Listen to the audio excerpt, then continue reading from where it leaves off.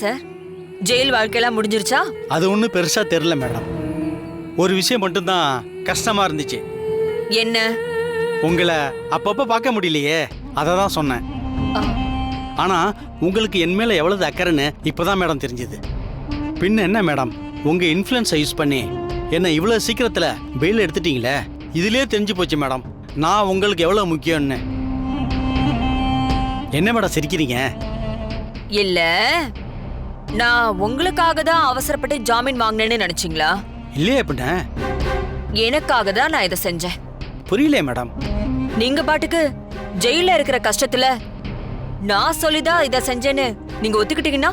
என்ன மேடம், என்ன போய் சந்தேகப்படுறீங்க? துரியோதனருக்கு எப்படி ஒரு கர்ணனோ அதே மாதிரி இந்த காயத்ரி மேடத்திற்கு இந்த சர்க்குண மேடம்.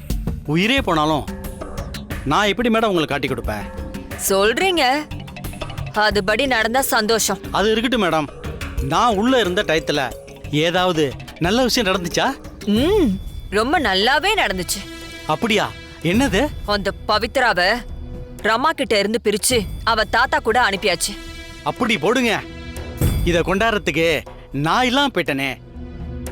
சரி, மஞ்சு சிஸ்டர் எங்க வரலையா?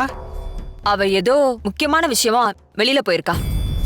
சரி வாங்க நம்ம போலாம். சரிங்க மேடம். வாங்க.